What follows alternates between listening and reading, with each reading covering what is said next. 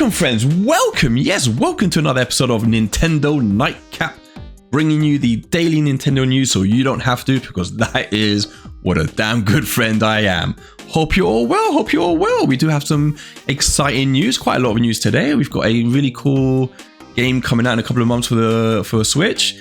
We've got a surprise from Amazon. We got this week's Japanese hardware and software sale numbers. And we've got a little surprise from Metacritic, which we'll get into in a minute. But first, let's just say welcome to anyone there who's new. Hope you're all good. Welcome to the channel.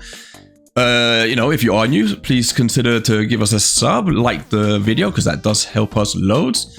And yeah, welcome. So let's get straight into it. Let's get into our first story. As I said, Metacritic have just recently published its rankings for the best, the highest scoring publishers of 2022. And ordinarily, it's ranking that sees Nintendo really high up, usually in the top 3, I think. And so you might be thinking, oh, well, where in the top 10 are they this year? Well, last year, where did they rank? The answer would be not in the top 10. It's not been the best year. It's not been the best year for them. But if we have a look at the chart now, we will see that actually, you might be wondering who's first. We can see Sony is at the top of the chart, ranking an average of 85.6 for its published games. Then Paradox Interactive at number 2 with 81.8. Activision Blizzard third with 76.5. Focus Entertainment on 80. Take-Two Interactive an average of 78.9. Capcom is number 6 with 78.6. Then we've got Sega at 7, and Annapurna Interactive at 8, Humble Games at 9, Developer Digital at 10, Red Art Games at 11, and there we find Nintendo at 12 with an average score of 78.6. It's a lot lower than you would expect, but it hasn't been the best year, even though they did have some highly rated games of note.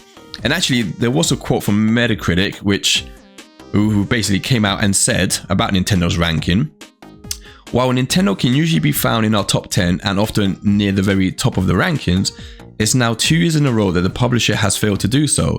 That apparently is what happens years without a new Zelda or Mario game.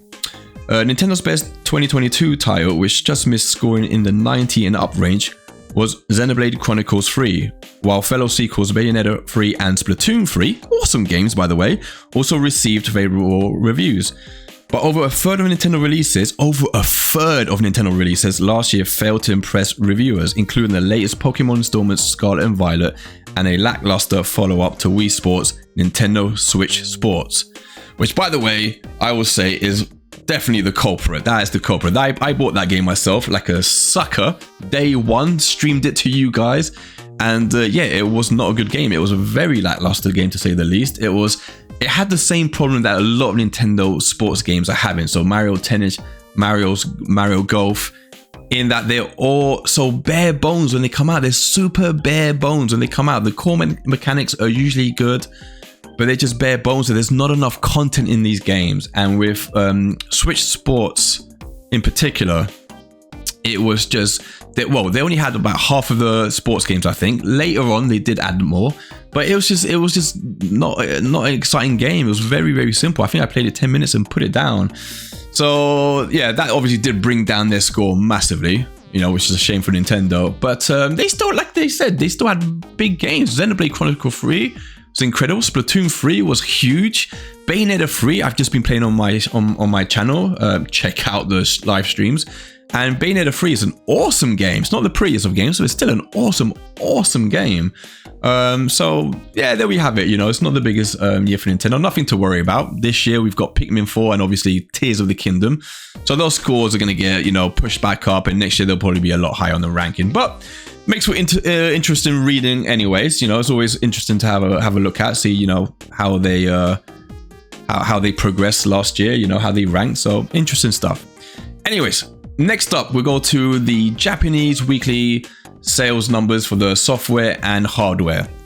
And it makes interesting reading, not such good reading if you're a Bayonetta fan. Let's get into it. So we can see straight up, Kirby's Return to Dreamland Deluxe enters at number 1, selling 25,000 copies this week. Then we got Pokemon Scarlet and Violet at 2. Splatoon 3 still rocking hard at number 3, selling almost 4 million copies now to date.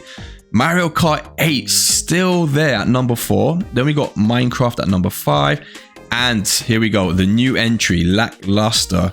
Bayonetta Origins, Cereza and the Lost Demon, which actually has scored really high. I think it's at 80 on Metacritic at the moment, but it only limps in at number 6. So disappointing for Platinum Games and Bayonetta fans alike. Selling only 6,500 this week in Japan. So sad state of affairs. I think actually in the UK it entered at number 21. So not good news for Platinum at all. But if we continue with the chart, we got Hogwarts on the PS5 at 7. Oh god, there we go. Nintendo Switch Sports at number 8, selling well in Japan, selling over 1 million copies in Japan now. Octopath Traveler 2 at number 9, and then at number 10 we've got Smash Brothers Ultimate, selling over 5 million copies to date. Now, if we move to the hardware sales, very good week for Sony, very good week for Sony and for Nintendo actually. So we can see the PlayStation 5 is at number 1, selling another 34,000 copies. And then we got the Switch OLED model selling 33,000, bringing that up to 4 million lifetime sales for the Switch OLED model. Then we got the OG Switch selling another almost 10,000, coming up to almost 20 million systems sold. Then we got the Switch Lite at number 4, PlayStation 5 Digital Edition at number 5, PlayStation 4 at number 6, Xbox Series X selling 497 systems to place it at number 7. At number 8 we got the new 2DS LL still there, goddamn, and number 9 Xbox Series S. So those are the sales in Japan this week. Interesting reading also, interesting stuff always to see. Good to see the Switch is still killing it. So yeah, good stuff. Next story, it's a cute story. We've got Amazon. We've got a little story from Amazon. Amazon has now decided to, with some packages, deliver packages to people in boxes that resemble the question block in Mario. Obviously, as a way to advertise the movie. So they've got something going on with Nintendo New Illumination.